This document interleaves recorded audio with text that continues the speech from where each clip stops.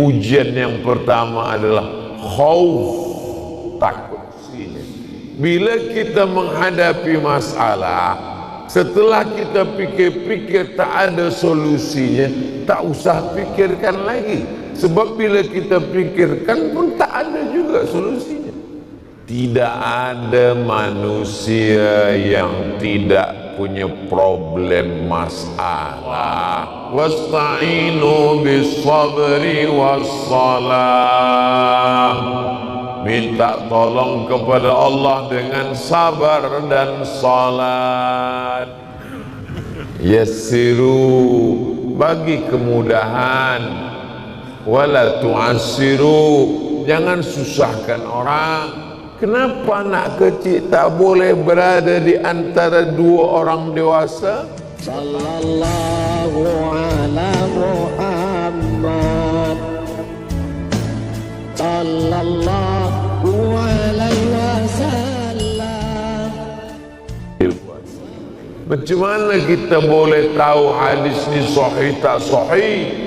Tengoklah, ada dalam Sahih Bukhari, Sahih Muslim, Sunan Abi Dawud, Sunan Tirmizi, Sunan Nasai, Sunan Ibn Majah, Muwatta Malik, Sunan Darimi, Musnad Ahmad bin Hanbal, Musnad Ibn Abi Shaybah. Kita hadis, tanya ulama, fas'alu ahla dzikri in kuntum la ta'lamun. Biasa di ujung ada tanda macam ni, ditulis hadis riwayat fulan, ada sahih, ada hasan, ada dhaif. Sahih dengan hasan tak ada ikhtilaf, silalah pakai. Tapi kalau dhaif, tengok dulu syaratnya mesti 5. Tak boleh dalam masalah akidah, tak boleh dalam masalah hukum halal haram, tidak boleh ada periwayatnya yang kadzab, pendusta. Dia masih bernaung di bawah hadis sahih, dan dia pula untuk fadail amal, bagi motivasi beramal boleh. Adapun hadis palsu tak ada tawar menawar. Kalau hadis palsu, maka dia tak boleh disampaikan, tak boleh diamalkan, tak boleh diriwayatkan. Di malam ni Ustaz Abdul Somad meriwayatkan hadis palsu enam terung sebagai example, contoh bahawa ini hadis palsu boleh. Tapi kalau hanya menyampaikan tanpa disebutkan apa ini maknanya, maka tak boleh. Jadi ujian yang pertama adalah khauf, takut. Kenapa orang tak boleh tidur malam sampai pukul 2 malam? Takut, takut, takut. Kenapa tak lalu makan? Takut. Takut apa? Kolesterol, gula darah, diabetes, jantung, asam urat, asam lambung, asam lemak, asam pedas. Semua ketakutan yang sebenarnya hidup ini tidak sesusah yang kita fikirkan. Hidup ini tak susah. Yang susah itu memikirkan cakap orang. Dulu, manusia zaman dulu, yang dia pikirkan cuma 4 orang yang bercakap tentang dia. Cakap jiran depan, belakang, kanan, kiri. Sekarang 4 juga. Instagram, Twitter, WhatsApp, tambah lagi FB. Pecah kepala. Jadi kalau kita nak aman hidup, jauh dari medsos, sosial media. Tapi kami kenal Abdul Somad dari sosial media. Ambil yang baik-baik. Khudh ma safa da'ma kadar. Ambil yang jernih, buang yang keruh. Oh, sekarang sekarang barulah kami tahu rahasia kenapa Ustaz Abdul Somad boleh bagi tazkirah di mana-mana. Pikiran dia tak ada takut, tak ada cemas. Rupanya dia tak baca komen yang ada di Instagram dan yang ada di YouTube. Saya baca. Kenapa Ustaz tak ada balas komen? Saya tak ada password. Kita bagi pada orang yang tahu saja. Apa yang boleh menenangkan hati kita menghadapi dunia? Ala bizikrillahi tatma'innul qulub. Masalah dunia ini dua. Yang pertama, masalah yang ada solusinya. Yang kedua, masalah yang tak ada solusinya. Bila kita menghadapi masalah, setelah kita pikir-pikir tak ada solusinya, tak usah pikirkan lagi. Sebab bila kita pikirkan pun tak ada juga solusinya. Kalau masalah itu ada solusinya, pikirkan, dapat solusinya, stop, jangan pikirkan lagi, sebab solusinya sudah ada. Bila diperturutkan pikiran ini, dia akan terus bercakap. Sebab pikiran tak boleh berhenti. Mulut berhenti, pikiran tak berhenti. Sampai tengah-tengah malam dia terus sampai kita tak boleh tidur. Esok kita pun pergi ke rumah sakit. Assalamualaikum doktor. Waalaikumsalam. Saya pukul 2 malam tadi berfikir tentang anak, tentang bini, tentang kerja, tentang itu, tentang kereta, tentang rumah semua. Hingga tak boleh tidur, hingga pukul 2 malam. Tolonglah bagi saya ubat supaya saya boleh tidur malam. Doktor pun kasih ubat, makan ini 2-3 kali. Ini makan pagi, makan siang, makan malam. Ini makan sebelum makan, ini makan selepas makan, ini makan sedang makan. Bertambah beban kita lagi. Saya dah 2 malam tak boleh tidur doktor. Kata doktor dalam hati, aku dah 2 bulan tak tidur-tidur. Tidak ada manusia yang tidak punya problem masalah. Oh Ustaz Abdul Somad, engkau boleh pergi sana, pergi sini. Aku tak boleh pergi ke sana, ke sini Ustaz Abdul Somad. Kenapa? Sebab kening aku berbisul. Kening saya ini berbisul, saya malu kalau jumpa orang. Maka saya di rumah saja. Ustaz Abdul Somad bagi tazkirah sana, tazkirah sini. Ustaz kening tak berbisul. Dia tak tahu Ustaz itu tegak, tak duduk-duduk. Rupanya bisul dia di bawah pula. Kadang kita tak nampak bisul orang. Yang kita pikirkan bisul kita saja. Bisul orang rupanya lebih parah lagi daripada kita. Maka satu-satunya jalan adalah husnuzan kepada Allah. Wasta'inu bis sabri was salah.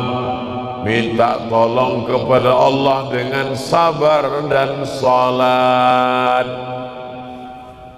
Saya dulu memang gelap dunia ni Ustaz. Stres, depresi, pakai narkotik, mabuk, sabu, pil anjing gila pun saya makan untuk menenangkan fikiran.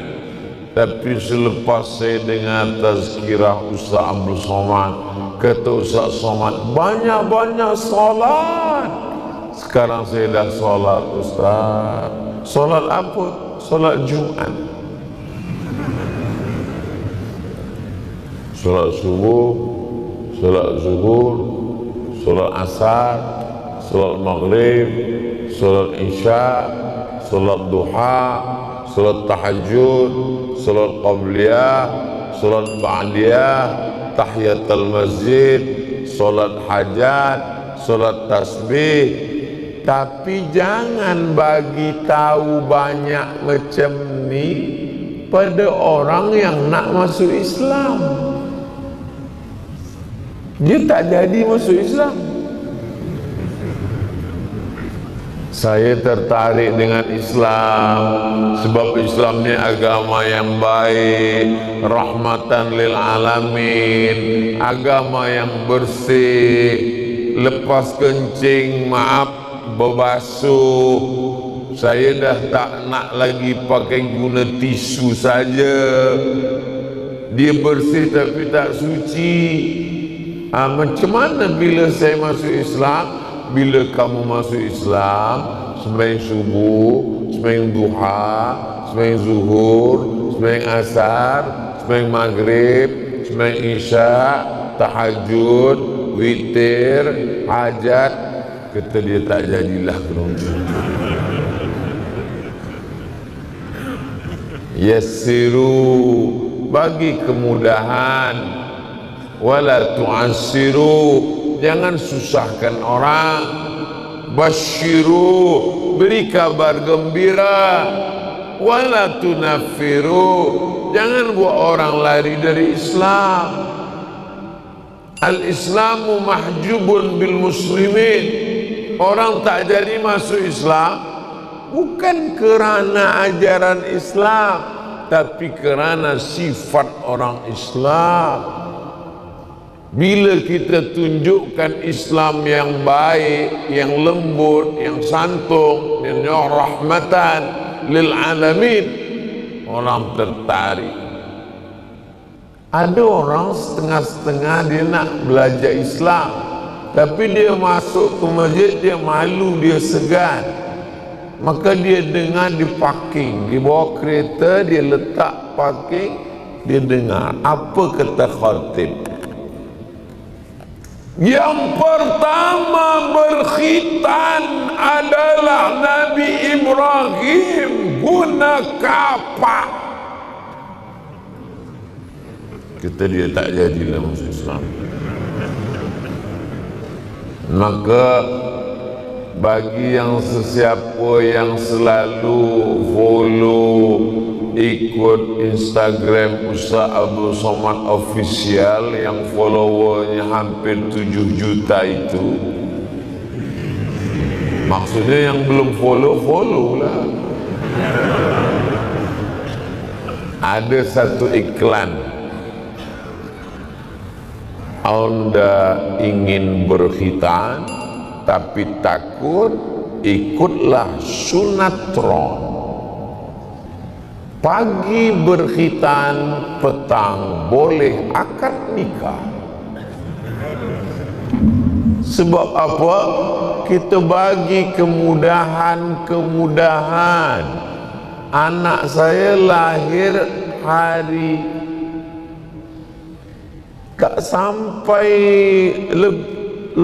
hari ke-8 khitan.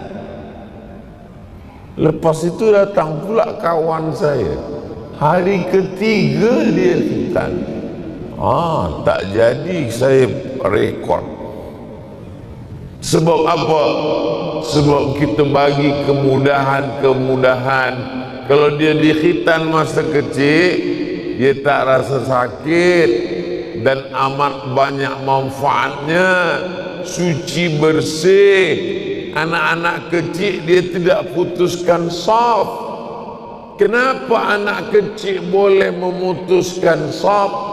Kata Syekh Atiyah Saqar, seelok-eloknya anak kecil dibuatkan satu saf khas di belakang, dewasa di hadapan, anak kecil di belakang. Kenapa anak kecil tak boleh berada di antara dua orang dewasa? Pertama, wudu anak kecil banyak tak betul. Saya tengok beberapa budak kecil tadika, dia ambil air, dia sapu mata. Pipi tak kena, mulut tak kena, tangan ni sudah, kaki. Dia hidupkan air, dia sipak-sipak je. Tumit tak kena. Ditanya, kenapa kamu macam ni? Ayah aku macam ni, kata dia.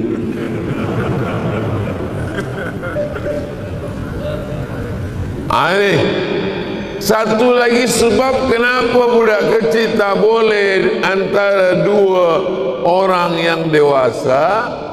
Sebab maaf beribu maaf, ada najis yang belum lepas dari ujung, belum kena kerat. Dan tak mungkin pula ada kita satu security di pintu tengok, cek, ni dah depan, ni belum, ni belakang. Tak mungkin. Itulah maka kita buat dia satu saf. Jangan bagi orang ketakutan. Sebab Islam ini agama yang begitu. Apa kata Nabi manakala datang sahabat, ya Rasulullah, tadi aku melontar jumrah, selepas itu baru aku potong rambut. If'al wala haraj, lakukanlah, tak ada kesulitan bagi engkau. Tapi masih lagi dalam hukum hakam syariat Islam.